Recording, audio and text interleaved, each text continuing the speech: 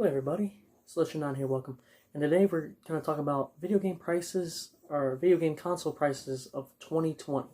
My last video I said 2017, so I ended up deleting the whole thing and making a whole brand new video. So we're going to start all the way from, we're going to do all home consoles, no handhelds, and we're going to compare all the regular systems, authentic systems, and then we're going to use the clone systems and try to compare and see where they're at and see which ones are actually worth buying in 2020 and if the clone systems are really worth buying. So we're going to start with Nintendo. These consoles are based off the prices of LuckyGames.com and also based off the prices off of eBay and Amazon. So let's hop to it. Let's go. Okay. So the NES.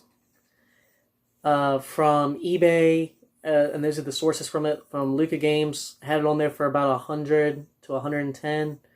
eBay had it on there for between 80 to 100, and Amazon had it on there for about 120.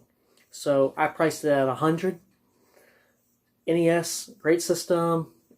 It looks like a VCR pretty much. I really don't own one, but I've played one before, and it looks like a VCR, and you put the cartridge in, you press it down, and it can actually mess up the pins like that. So let's move on to the next console, the Super Nintendo.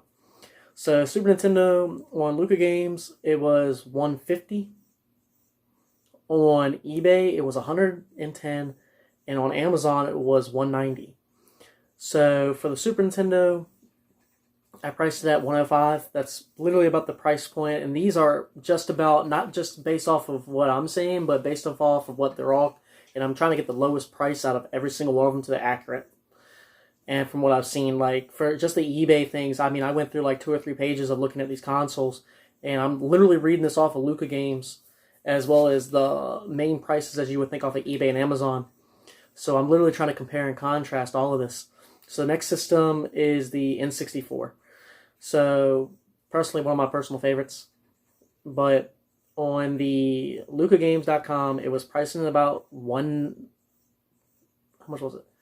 About $180. And on eBay, they were pricing about $100 to $110. And on Amazon, they were pricing about $150. So I priced it at $100. So these consoles are going up price if you see the trend on this. So GameCube on Luca Games, this is crazy. It was starting at $190. On Amazon, it was starting at $115, and on eBay, it started at $70 and worked its way up to $110. So I priced it at $80. So the Wii starts on Luca Games at $115. eBay starts it at $45, and Amazon starts it at $80. I went for $60. So it's right around that price point range. And then the Wii U. So the Wii U on Luca Games was $280. On eBay, it started at $150. And on Amazon was $175. So I priced it at $150. And these are including like no games. This is just including all the setup and everything, like the controllers and everything. This is not even including any games or bundles with it at all. It's just basically just the console bundle itself. Not including the boxes, manuals with it, nothing like that, just the console. And the Switch, of course, $300. So let's move on to Sega. So the Master System. Also, this is not including reproduction systems like Genesis Model 2 or Model 3. This is just the original models. This is not including any extra models or anything. So the Master System, in North America, it's kind of difficult to find one. In fact, it's actually extremely difficult to find a Master System here in North America. So, for the Master System, I have to say, because you can't get a record reading here in North America, especially on Luca Games. So, I went for eBay and Amazon, and eBay's was starting at $89, and Amazon was starting at $110, so I priced it at $80. The Genesis is pretty easy to find, very common. Luca Games, eBay, and Amazon all priced at the same, about $75, so I went for $60. Sega Saturn. Sega Saturn's kind of expensive, depending on where you buy it from. eBay was starting at $110, Amazon was starting at $80, and Luca Games was starting at $190. So I priced it at $75. That's right there, it's not an accurate reading, but it's close enough to what it's saying. Dreamcast. Dreamcast is probably going to be the most accurate out of this list. If not that, then either the Wii or some of these next consoles when I come into play. On Luca Games, it was starting at 150. Amazon was starting at 150, and the Dreamcast on eBay was starting at 80, so I priced it at 75.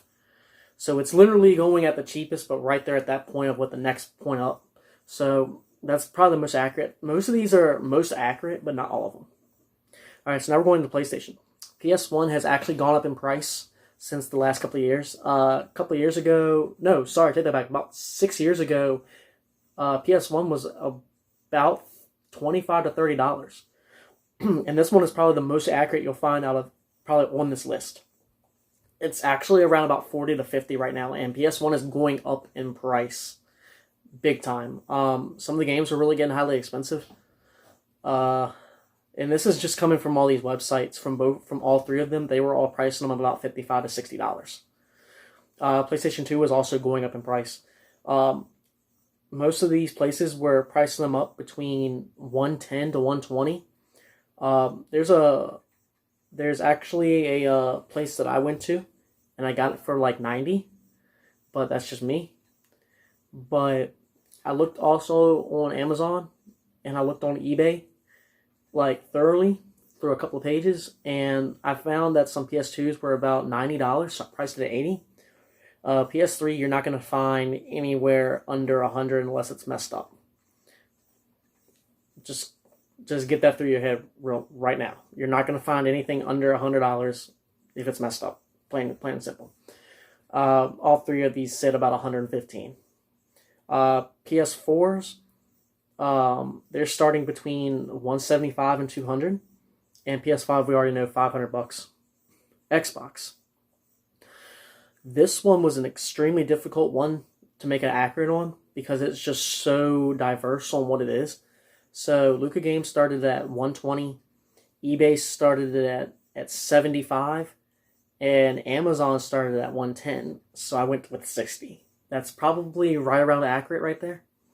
Xbox 360, it really depends on the model that you get, but they go between $70 to $85 depending on any of the sites you go on. Xbox One between $150 and $200 across all three of these websites, and Xbox Series X you already know $500.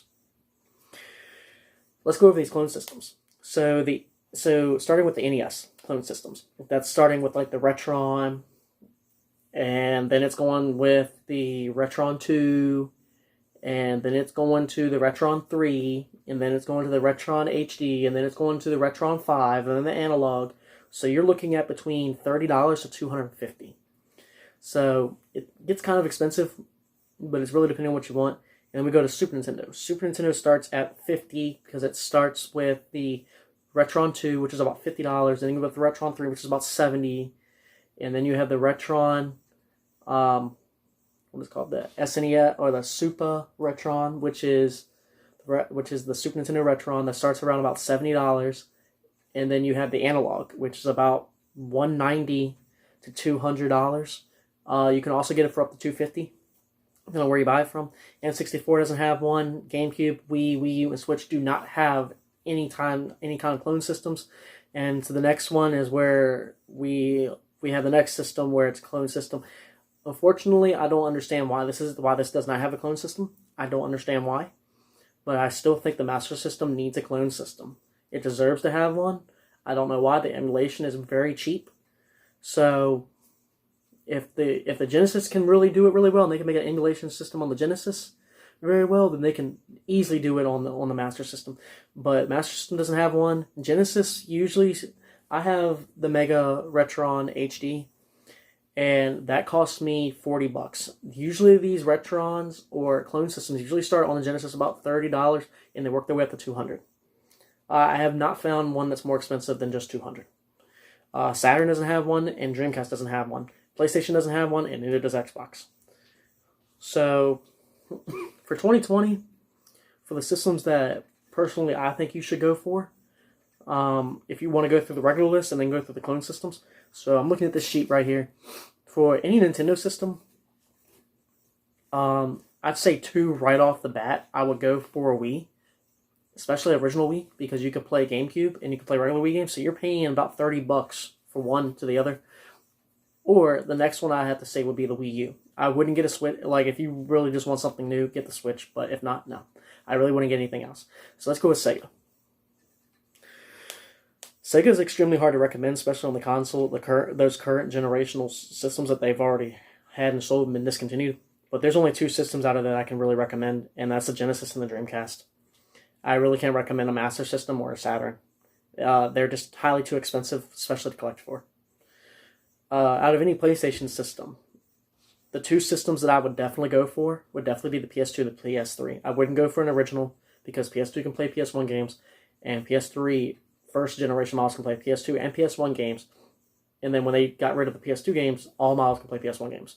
I wouldn't really focus on getting a PS4 because of the PS5, and since it's really hard to find one, and if you're not willing to pay up the $500, then I wouldn't get it. So for Xbox, this one is extremely difficult to make because it's alright. First and foremost, we can go ahead and take off the list as Xbox Series X. You can just go ahead and take that off the list because you're not going to find one anytime soon, really, that much. They're making units, but they're not producing them as fast as they should. You have the Xbox 360 and Xbox One. So this comes to a common theory, like, okay, do I want to get the Xbox One because it has backwards compatibility with Xbox 360 and some original Xbox games, or do you want to get a 360 that can play about 400 games of the original Xbox? Personally, to me, I would go with the Xbox 360. Because you have a huge library of 360 games, and then you have a huge library of original Xbox games. Alright, so for some of these clone systems, for the NES, of course, I'll go with the Retron HD for the NES. I would not go with the Retron 2. The emulation is horrible on it. So, let me explain this. So, the Mega Retron and the NES Retron and the Super Retron HD, all these HD systems do not do pure emulation. What it is you're putting the cartridge in, it's literally recreating the image of the ROM. That's really all it's doing. Like, you need the cartridge so it can verify it, but you still need it in there. It's sort of like emulation, but it's not emulation at all. It's literally recreating an image of the game. And it's really cool. Because, for instance, I can give you like a Genesis game, for instance. Sega Six Pack. On a regular clone system, especially on the Genesis, would not be able to play this. Like the AtGames and stuff like that, that's all emulation. It will not play this whatsoever. This system will play it perfectly, and that is because it's not emulation. It's literally recreating the image of the ROM. And it's really good. Another game that I forgot where it's at. Oh, I'm using it. Mad 94 does not work on some of the AtGame consoles at all. Period. Because it's nothing but pure emulation. Another game that does not work on AtGame systems is Virtual Racing. You would have to either get an original system or get one of the Mega Retrons, which is what I have. I actually have one. I have the box right here, Mega Retron HD. Love Hyperkin. Great people. Great system to buy. Really, really good company. But I would recommend getting one of those systems. As for any other clone systems, there's not really any other clone systems to really buy.